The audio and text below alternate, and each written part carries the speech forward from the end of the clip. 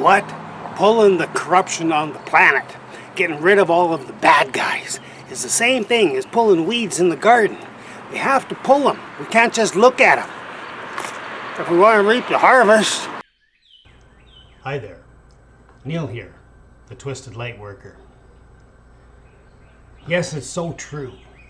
We can look at the weeds and we can tell everybody we see the weeds, but if we don't take time to pull them, we're not going to reap any harvest.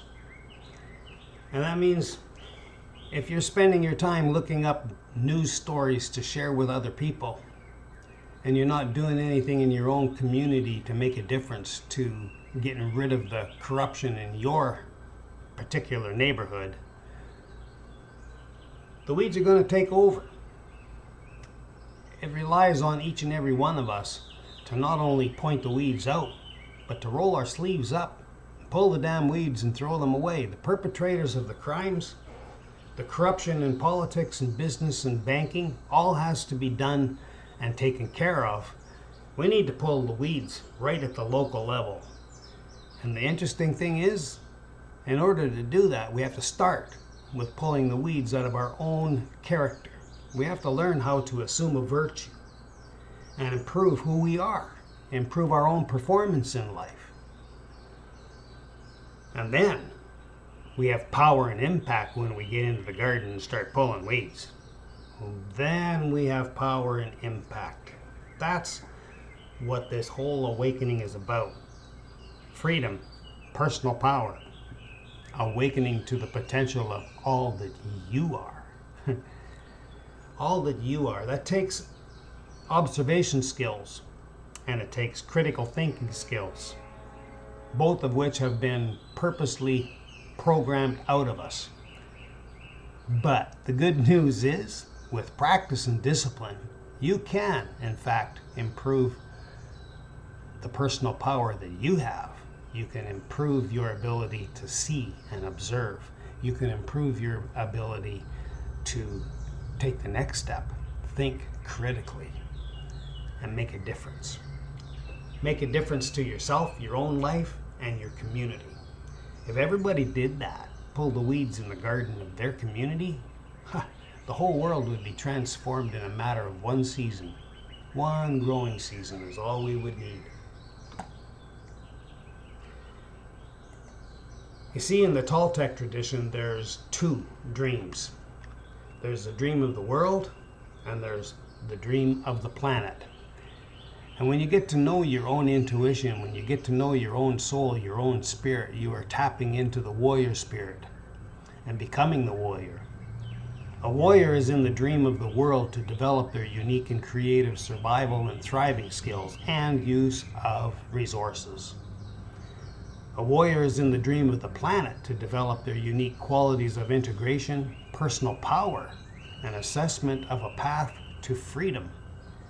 It's a wide gamut of creativity for both dreams, especially for those whose dream resides in both the world and the planet. See, there's much catching up to do in the dream of existence. The physical body is trying to catch up with the soul. Perception is trying to catch up with awareness. Intention is trying to catch up with intent.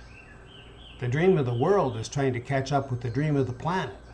This is what is called evolution.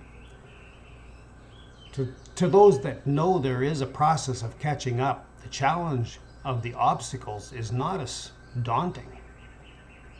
But most do not even know. Hopefully this will bring that to your attention.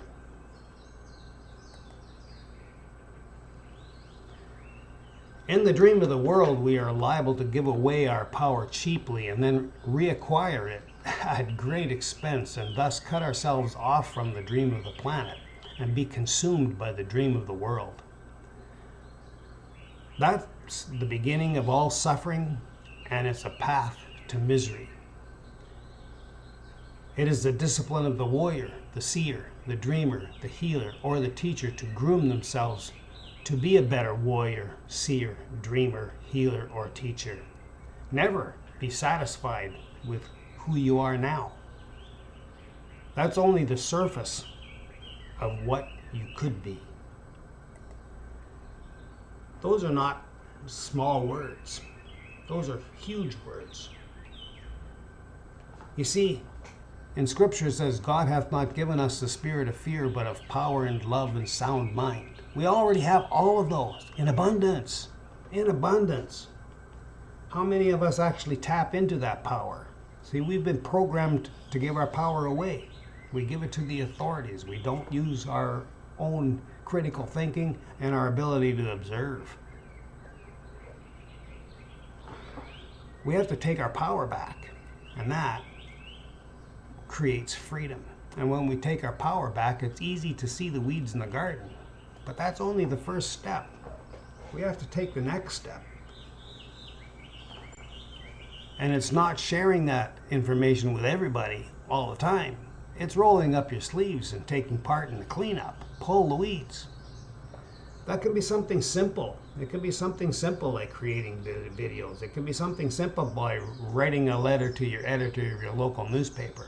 It could be something a little bit less simple, and that's actually getting involved in your local political scene. Become a member of the school board. Roll your sleeves up. Pull the weeds in the garden. Pull the weeds. Get rid of the corruption. Get rid of the perpetrators of corruption. Right in your own backyard. You see, the whole world would change in one growing season if we all did that. It's not that difficult. Let me rephrase that. It is difficult because it takes action steps. It takes, first, the ability to see the problem. Second, the ability to develop a strategy of pulling the weeds and getting rid of the problem. And third, it takes the ability to rally up support and getting rid of the weeds. We all live in this beautiful heaven on earth. Potential is there for us to create, and it's up to us to do it. It's not up to our politicians, it's not up to our business leaders, and it's certainly not up to the ones that have the most money. It's the ones that have the most wisdom. They're the ones that you need to look up to. Some of them are flat on their ass broke, haven't got 2 cents to rub together, but they have wisdom galore. So never underestimate the power of wisdom, because power of knowledge is next to nothing when you put it up beside wisdom. Wisdom, that's power.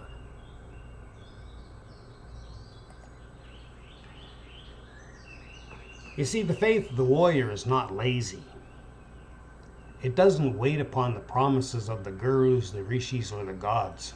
The faith of the warrior is derived from building a warrior spirit in adverse conditions and in arenas that have our decline and death in mind. The faith of the warrior is not built upon promises or beliefs. It is built upon experience and grooming our will into unbending intent. For that it is necessary to cross a bridge. The bridge is already under your feet. All you have to do is walk it. And if you meet your warrior spirit on the other side, you will know the challenge has just begun. See, that's the journey of awakening. Tapping into your own intuition. Tapping into your own guidance from the master within.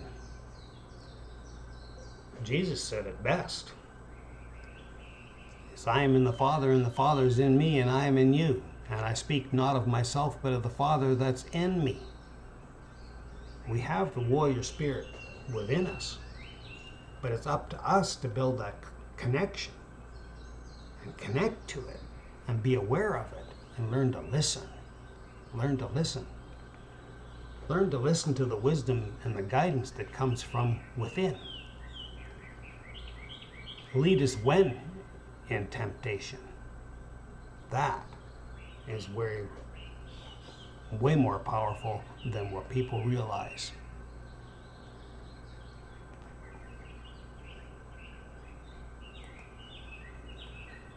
Only the warrior spirit has the tenacity and intensity and durability to take a stab at freedom. If you aren't the warrior spirit, you need to be it. And it is only by matching the tenacity, intensity, and durability that you become it. You may not be a volunteer upon this path, but it is necessary to choose to be the warrior spirit by implementing it daily and nightly. And that is by the exercising and strengthening of awareness, energy, and intent, and the will. You are no longer a creature of mere intention. The warrior spirit finds a way to follow through upon its path. You see, we have to pull the weeds. We can't just look at them. And we can't just point it out to everybody else that we see the weeds. I have to roll up our sleeves. Play a part. Play a major part. But a major part can be something simple. Just remember, light came not from darkness, for darkness is an absence of light. A warrior seeks personal power, not to influence the affairs of people or the world. A warrior seeks personal power only to get where one is going, and that is to freedom. And to achieve freedom, it is necessary to give it to the affairs of the people and the world. That seems to be a dichotomy, but it really isn't. Because as you wake up to the power and potential of all that you are, it becomes magnified when you share that knowledge and power of all that you are with the world. We can create heaven on earth. It's up to you and I, each and every one of us. Pull the weeds in the garden of our own soul so that we can actually tap into that wisdom, that innate abilities that we all have within us. God hath not given us the spirit of fear, but of love and power and sound mind. It says it all. It says it all. It absolutely says it all. Darkness has no power when it comes up against light. The power of the light from one small big lighter can be seen by all 500,000 people in a dark stadium. You cannot go into a well-lighted room and turn on a dark switch. You have to pinch off the light. So don't let fear nor anger diminish the light that you carry. Shine it with all the confidence in the world, knowing when you shine your light, others realize, or better said, remember, they too can shine theirs. These are amazing, amazing times. And as the perpetrators of the greatest crimes on the planet become pulled out like weeds in a garden, when we put them away, lock them up, that is when our true creativity will be amplified and magnified millionfold. See, we really do have the power to move a mountain with our thoughts. Our thoughts are things. We're living in a strange hologram. It's real, but it's a hologram. We create this reality with our thinking. Our thoughts create our reality. So if you spend all your time looking at the weeds, what are you creating? More weeds. We have to pull them. We have to move on to the next step. The next step is cleaning out the weeds. Cleaning out the weeds. And where you begin to do that is in the garden of your own soul, and then the garden of your own community, right where you live. Make a difference. Don't just be a voice in the wilderness. Make a difference. Make a video. Write an article. Write some letters to the newspaper. Letters to the editor of your local newspaper. Do a talk show. Teach a class.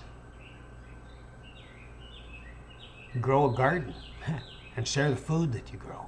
Teach other people who've never gardened how they can actually garden. And make a flower bed turn into both beauty and food. I even did a video on that. I'll leave the link down below. So putting on the armor of God is connecting to the warrior spirit of who you really are. And when you do, you can pull weeds like crazy just by being who you really are.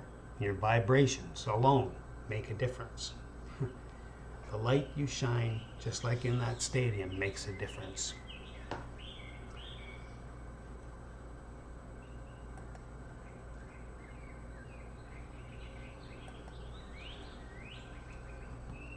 I created a number of videos on the power of the armor of God, 7 of them. I'll put the link to those videos down below, and I'll put the link to the growing the garden, just a flower bed garden. Simple tiny flower bed. I put 48 jars of soup base down with tomatoes and vegetables and kale. Delicious. 48 jars out of a simple tiny little flower bed. We really can pull the weeds in the garden on the planet. We really can assist in putting the perpetrators away. We have to roll up our sleeves and take part in the transition of turning this place that we live in and make it heaven on earth. That is freedom. That is where we are going. That is utilizing the power of the warrior spirit, which is who you really are. With that, I want to thank all those who like and share my videos and join my channel. The links below for the videos that I talked about, and a big thank you for all those who have bought me a coffee and they share their appreciation for my work by buying me a simple coffee. And I do love my coffee. I do love my coffee. That link, whoop, I did it again. That link is in the description below too. So I wish you all peace. I wish you all peace profound. Peace profound to you.